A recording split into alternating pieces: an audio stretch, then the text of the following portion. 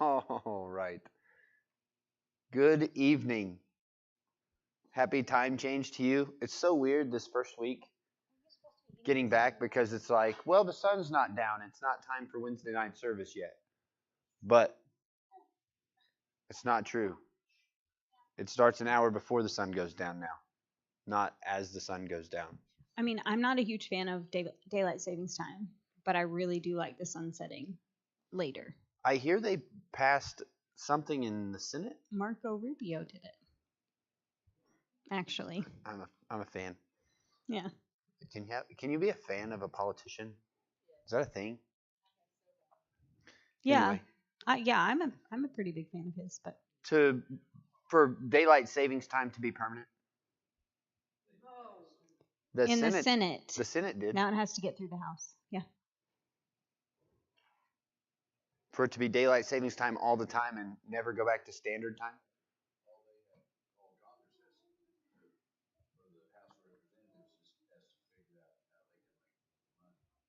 Right. I won't repeat that. Okay. No. Praise God. Thank you so much for joining us since we are live. We have been through what would be considered the preface. So can you tell us what the preface of the Bible is, Chelsea? The preface. Yes. That is one way to say it. It's the beginning? The beginning. Why would Genesis chapter 1 through 11 be considered the preface of the Bible?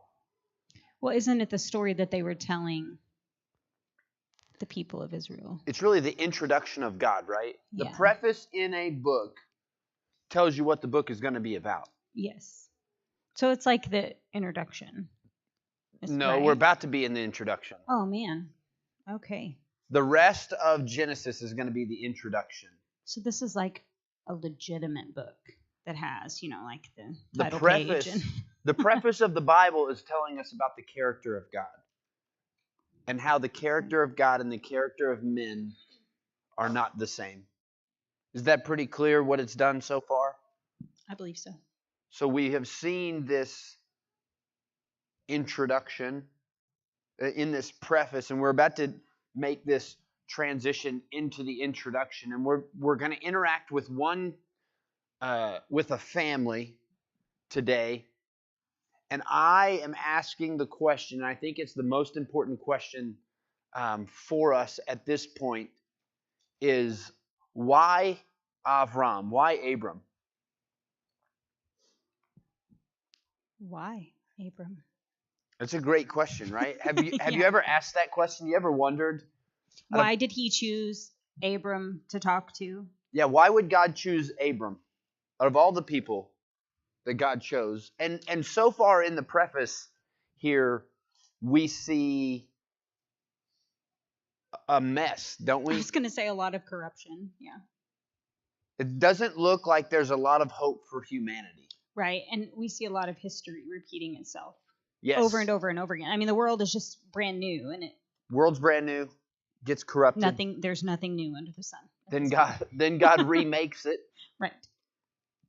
And reshapes it with the flood, and then failure again. Right, again. This could be a pretty bleak spot to find ourselves. Oh, for sure. And a lot of us, we would go, okay, well, let's start at Genesis chapter 12, verse 1. We're not going to be in Genesis chapter 12. We're going to be in Genesis chapter 11. Where are the rest of the people who were here? Where did they disappear to? I'm not really sure. Anyway, I'd really like for them to be in here. Okay, so we are going to pick up this story, and we're just going to read Genesis 11, chapter 11, verses 27 through 32. Can you read that for me, Chelsea? So I asked Kirk. He says, I really want you to talk a little bit more when we do our things. And I said, well, that's great. You always end up doing the reading of the Bible, and I definitely could do the reading of the Bible. And so now he says, how about you do the reading of the Bible when it's the genealogy? So let me mispronounce all of these names really quick. Go ahead. Well played. Verse 27 through 32. This is Do- not the do you reading. want me to do This it? is not the reading I'm talking about. Would you like for me to read it? Well, It's not hard. There's no like. I mean, I could say it the way that, what is his name? In the podcast. You had to ask me. Yeah. Go ahead. You don't know? I- See, when you get put on the spot, it's I like, went- I don't know, I I don't went remember. down. Okay. Verse This, 27, chapter 11, doesn't verse he say 27. Terah? You can say it however you want. I know, Terah, but- Terah. I like the way he says it because it makes sense. This is the So account. this is the genealogy of Terah. Okay. Terah begot Abram, Nahor, and Haran. Mhm. Haran begot Lot. And Haran died before his father Terah in his native land, in Ur of the Chaldeans. Mhm. Then Abram and Nahor took wives. The name of Avram's wife was Sarah, right? Sarai. Sarai? Okay. Mhm. And the name of Nahor's wife, Milcah, the daughter of Haran, the father of Milcah, and the father of Iscah. But Sarai was barren. She had no child. And Terah took his son Abram and his grandson Lot, the son of Haran, and his daughter-in-law Sarai, his son Abram, Avram's wife, and they went out with them from Ur of the Chaldeans to go to the land of Canaan. And they came to Haran and dwelt there. So the days of Terah were 205 years, and Terah died in Haran. That's awesome. Which seems really confusing until you... So is anybody else Break it confused down. about what's going on here? Oh, totally. Like, who the heck is Iscah? What in and the world is going on? What- All right. What So- is happening? What? Hold on. I'm going to draw it out. We're going to write it out. We know what's going on, but if to read it is Let's very talk confusing. through this family tree. Let's do it. Who starts this thing? Terah. Terah. And I'm assuming his wife. But she's not mentioned. Terah. Well, that is... You're going to run out of room. I am not going to run out of room. Now, in the Jewish communication, what comes first? The oldest. The oldest. So who is the oldest child of Terah? Avram. Abram. Okay? Then And who comes next? Nahor. Nahor. And who comes after that? Haran. Haran. Yep. Okay? What's our next piece of information we're given? That Haran begot Lot. Haran has Lot. And then what happens? And then Haran died. Then Haran dies. Yes.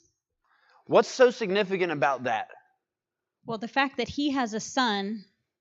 I mean, what's significant about Haran dying? Oh, Haran dying? Well, then he is then moved up, basically. What does this say right? about Haran? What is odd about that? That he would die? Yes. Before his father. Yeah, So the youngest son, died. who is obviously married, having kids, died before dad died, Right. which is strange. So he got sick or run And over. so if we're reading this chronologically, it means that Haran dies and he has a son, but Abram and Nahor do not have. At least they didn't mention them yet. They do not have wives, but they take wives. Correct, and that's what happens next. That's what happens next. Tell So- me the name of Avram's. So then Abram and Nahor took wives. The name of Avram's wife was Sarai. Why are we Sarai. drawing dots like that? Go ahead. Oh, because it's a wife. Okay, and the name of Nahor's wife was Milcah. Milcah, right? Correct. Now Good. tell me what comes next. The daughter of Haran Milcah was the daughter of Haran. and the father of Milcah and the father of Iscah. Okay. Then Iscah. Iscah. Mm-hmm. Okay, now what? It says it in verse 29. Verse 29. But Sarai was barren. She Sar- had no child. Sarai is barren. Mm-hmm. This is what we've got going on. So, what are some problems that you have with this story so far? Like, what doesn't make a whole lot of sense here? Well, I don't understand why Abram would not be married before. Yeah, why is Abram not married? It's Why? very strange. In the Jewish custom, Well, especially for the youngest. this is the birthright. Right. This is the birthright. This is the I just went dumb again. There's a word Yes. for the there is. oldest son. Oh boy. He's the Behor. This is the Right. Behor. Abram is the Behor. That means he's the one to carry on the name of Terah and to care for the family beyond it. He's getting a double portion of the birthright. He's maintaining everything. He's managing the family. He should be married first and having kids first because he's the oldest. You know, I have been studying anthropology for Yeah. school. And there was a group of people that I had to watch a video about. And this boy meets this girl, and they choose to get married. But he is one of 4 brothers, and he's not the eldest. Yeah. And so he brings the wife back to the home, and in their culture, she is then married to all the brothers. But the one brother is 8. The one brother is mentally challenged. Wow. She said it was cursed by God at birth. Wow. So he doesn't count. And then there's her husband, and then there's the eldest brother. And so she is in the home, and it was what she said was it was the eldest brother's right to have her first, even though she wasn't his wife. Wow. So even in that, this was an So interview strange. from the 1980s. Yeah. In Guatemala, in this indigenous people. And so they even have things like this. So she was saying that even though that wasn't though he wasn't the one to bring her home, it was his right. And so, I mean, I know it's not exactly the same, but that's crazy. Like there's just a way that things are. So in this, Abram and Nahor are not married, but Haran, the youngest brother, is. And in our culture, we go, "Oh, that's not abnormal." Right. But in their culture, that's really abnormal. Right. Because if you remember, in their culture, we've talked about this on Sunday mornings. In their culture, Sawyer, will you come out here? Thanks. In their culture, Terah and his wife are negotiating with the daughters of someone else for a bride.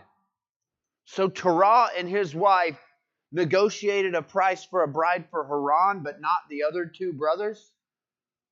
Seems kind of odd, right? A little bit different. Seems out of order. What else is kind of strange about this story? Well, it kind of makes sense if you understand the way things work, but it's like it says that he dies, then he takes a wife, and he takes a wife, and she is the daughter of him, which makes sense that they would. If you read genealogies, Jewish genealogies, women are not included. Right. Unless they're absolutely necessary to the story. Right. Yet it seems like we have 3 women listed here. Yes? Sarai. Mm-hmm. Milcah is named like 3 times. Yes. And then this Iscah, for some reason, is in this story. But we're giving no information about her. Yeah. Right? Isn't this weird? Have you ever stopped and thought about how strange this is? I have, for sure. In the Western world, we just read through this and go, "Oh, that's great information. Let's get to the stuff that actually means something." But this is extremely meaningful about what we're about to encounter here. So I'm gonna. What else? I'm gonna back off. So Sarai was talked about up front, yes? Right. And then it talks about Milcah and Iscah. And then 2 verses later, after Sarai is introduced, then we're told Sarai is barren. Right. Like, okay, why did we throw that information in at that place? It seems really weird, doesn't it?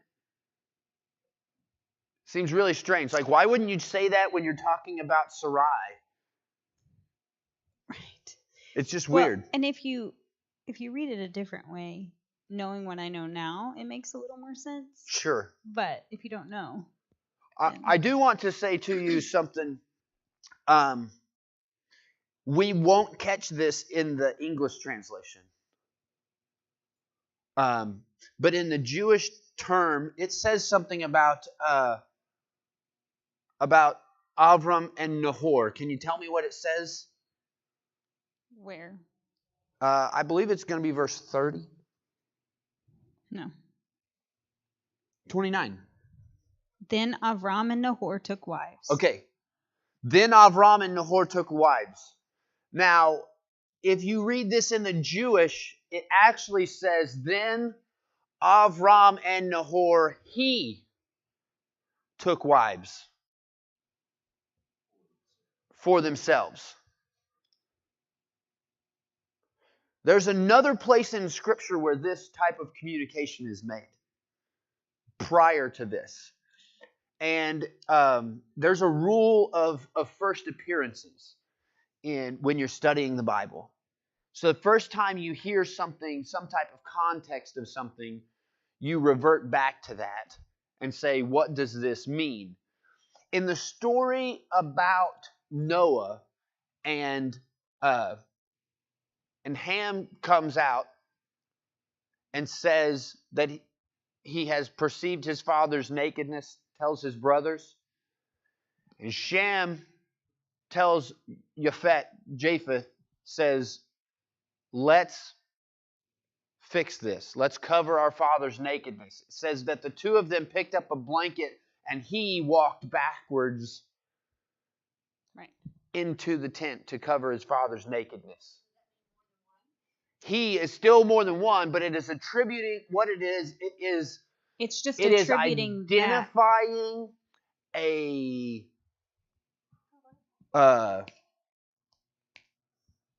kind, thoughtful, selfless act that one person had the idea of, and the other said, yes, that's the right thing we should do. So it attributes the idea to the first person talking. Yes, the really first person. So Shem says to Japheth, let us take a blanket, and he took the blanket and walked backwards. So Shem says it, Japheth agrees, Shem is credited with it, with the idea because it says he, and he is the first one mentioned. So when a name is mentioned like that, so if we look at verse 29, it says, then Abram and Nahor took wives, and in the other translation it would say he. Then Abram and Nahor, he took wives. So if that, knowing what we know, that would mean that Abram had the idea, told Nahor, he agreed, and so they did it together, but they agreed to Abram's idea. So this is the place that I'm going to say, let's hash it out. And by that, I'm going to tell you this Jewish midrash makes this statement and says, figure it out. Yeah. And I'm going to tell you the statement. Sarai is Iska. And when you know that, and then you know the history that I just told you. Yeah, let's fight it out. Sarai is Iska. How do you know? Iska, the word in a Chaldean tongue, if you said the word Iska in Chaldean, it means princess or my princess. That's why I asked, does anybody have a study Bible with them? Because there's a chance that you have information about Sarai, the name Sarai, and what it means in your footnotes. Which I know that Sarah, the Hebrew meaning is princess, because I have just looked up the meaning of Sarah before. But the name Sarai in Hebrew is princess or my princess. So the reason the belief is and the teaching is from the Jewish midrash. And here's what is important about the Jewish midrash. It says, hey, I'm going to tell you something and I'm going to make you go figure it out. Right. And the reason, and they make statements and they make these informational things to lead you back to the text. They cannot argue with the text or tell you something that is not found in the text. So when we're told Sarai is Iscah, we go, that's not what the Bible says. But it doesn't not say that. Exactly. So when we go back, go ahead.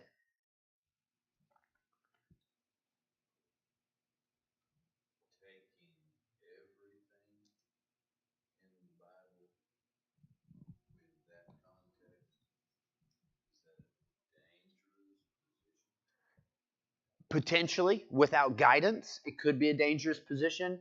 I'm going to talk to you about why this is a statement. So this name in the Chaldean tongue, which is where they're from, means my princess.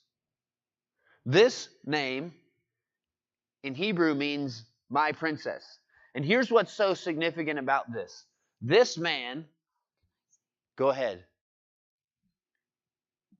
Abram comes to Nahor, and has an idea, and he took wives, right?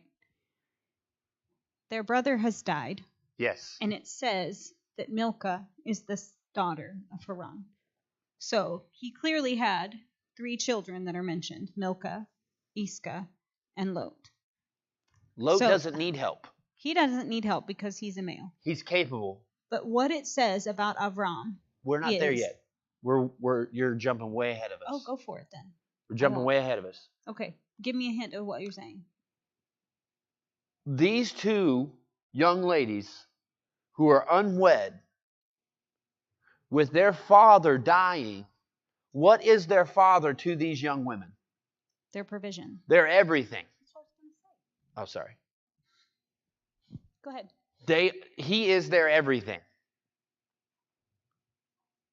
Their provision, their securing husbands, their legacy, their care is tied up in Haran. And when he dies, these 2 men who for some reason are not married, what do they do? This is what you were getting at, right? Yeah, I was getting there and you took it. So they have this idea. Yeah. That if we refer back to what is it? Genesis chapter 9, I think. Is that where they come off the boat? God's promise to Noah. Yeah, has to be. That's where the perceive the nakedness of the father. Yes. Okay. So, say what? We're talking. It just said God's promise to Noah was the title of that. And so Noah, we refer back to that benevolent act of Shem and Japheth. Mm-hmm. And then, so we see the same language with Abram and Nahor saying, let's take wives. So what does that, tell us again what that implies? Whose idea was it? It's Avram's idea. Avram's idea. And what is he in the lineage of Torah? He's the eldest. He's the oldest. So by all accounts, he should get first pick. Is that right? That's how we should understand this. So then then knowing that, what is so strange about this choice that is made? Sarai can't have kids. That's a great question. I'm sure there's some way. Right? Go ahead. I mean, I would assume that, I would assume they would know. Sonograms is what you said. No, well, by a menstrual cycle. Makes it pretty clear. They know she's barren.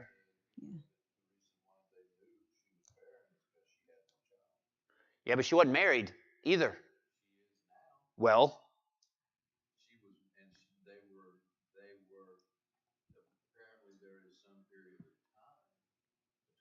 is there?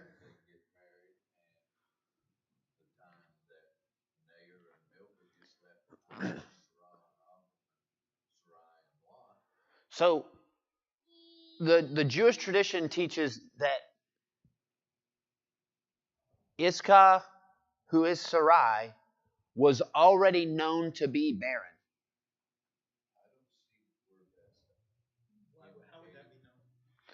I have no idea. There's obviously ways that they know. Go ahead. The reason that this study looks the way that it does, the way that we are presenting it, is because the character of Abram is repeated over and over and over from this very first act of taking the barren woman. He had a choice. That's right. Between the sisters, and he chose Sarai. It's interesting too that they're not given in marriage, because in the ancient tradition, in most ancient cultures, including theirs that they were in, when a woman ovulates, when a young woman ovulates for the first time, she is now available to be negotiated for. And maybe Milcah was just not of that age, and Sarai had been. They are both of the age at this point. That is you can't read this any other way. Okay, I'm just asking. The way that it's listed, it looks as though that is correct. That Milcah's name is listed first. So I don't and know. Iscah second. And so for them to take them as wives, they had to be of age. So maybe she had never had a menstrual cycle. There are some people that there are some rabbis that will teach that she never experienced a menstrual cycle ever. But at the point where Abram takes Sarai as his wife, takes Iscah as his wife, the tradition is that he knows that she is barren. It's written after the fact. But it's written in the same, there's no, correct, but what we do know is the representation here in the Jewish tradition is that all of this is one statement. Not this is the statement, and then they found out. It is all one piece that's together. It's almost as if we didn't change the name, and the name of Nahor's wife Milcah, the daughter of Haran, the father of Milcah and the father of Iscah, but Iscah was barren, she had no child. Like if they don't change the name at all, it just reads as one fluid sentence. Right. But because it changes the name, it makes us go, whoa. So why would that be so weird? Because he is the Behor. He's the Behor. Which means that the family lineage continues because of him being the oldest son. So in this time, this man should be extremely concerned about this man not having children, having a wife, and having children, because this is his legacy. So when he takes this woman as his wife intentionally, because he gets first choice between these two, he gets to choose. And he said, for the good of my brother's house and his children, let's take wives. And he says to Nahor, I'll take the barren one. I will think of the well-being of this woman ahead of my lineage, which even so much more speaks to this act of faith that is required by Abram later on when God tells him, I'm going to make of you a nation.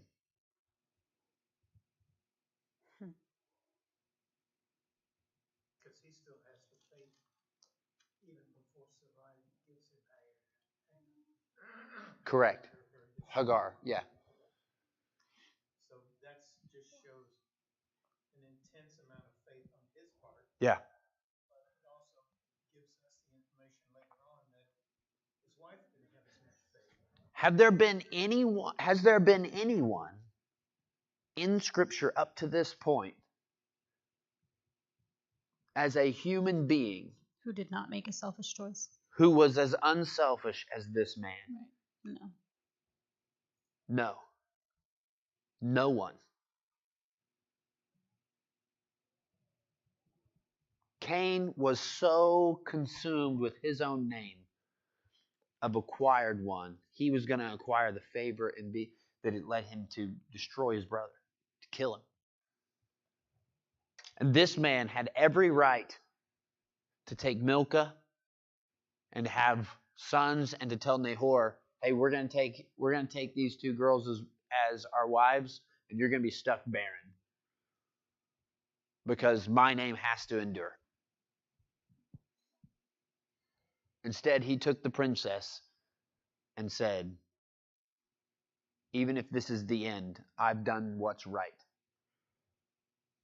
And he's going to fail over and over again. Right. But he's never going to lose faith, and he's never going to go too far when it comes to destruction and cursing, right? It wasn't that the big deal between God? Mm-hmm. Like, this El Shaddai is the God who knows when to say enough. He knows when to quit. But Noah doesn't know when to quit. He doesn't know when to stop cursing. And he curses and curses and curses on Canaan. And he's the only one that uses the term for curse that God uses. The only human in recorded history that uses the word of cursing that is assigned to God. Noah is the only one who uses it. But what a powerful position to be in. To see this Abram. He knows when to say enough. He knows that it's not about him. He knows how to be selfless and to care for other people. I can do something with this. Yeah. And this is why Abram, of all people, was chosen. To carry on the legacy and the name of God. For God to make a people out of, when God says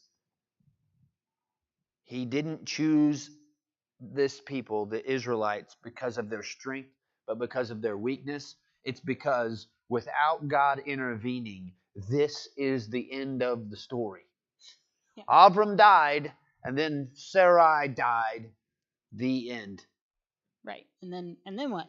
And there is no Hebrews 11. Yeah. And then Lot inherited all that they had, or whatever. Right. Or yeah. Eleazar. Like, that was it.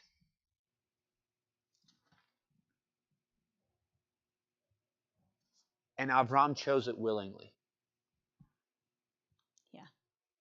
If we just read through the story and go, oh, that's cool. I don't know who this Iscah character is, but Sarai was married and she's barren. That's awesome. But if we don't know the story, if we don't really dig into the information, we don't realize. Well, and if you don't have any concept for what Jewish tradition was. Yeah. For the oldest brother to make and this set in motion. This is pre the law. Like, this set in motion the law of God of how to deal with loved ones and lost. Like, this is how we get through the story. We're gonna see this, the importance of this later on in the story, with the sons of Jacob. Yep. So, anyway, such a great place. We're gonna dive into some discussion in small group, and really, hopefully, you're diving in and reading through. We're gonna be in Genesis 12, 13, 14. Next week, it's going to be great. It is the introduction of the introduction, realistically. Just the introduction of the narrative and how it's centered around Abram and his family and his faithfulness. So we're going to do that and talk about that next week. Come and join us on Sunday mornings at 10:30. Have a great evening.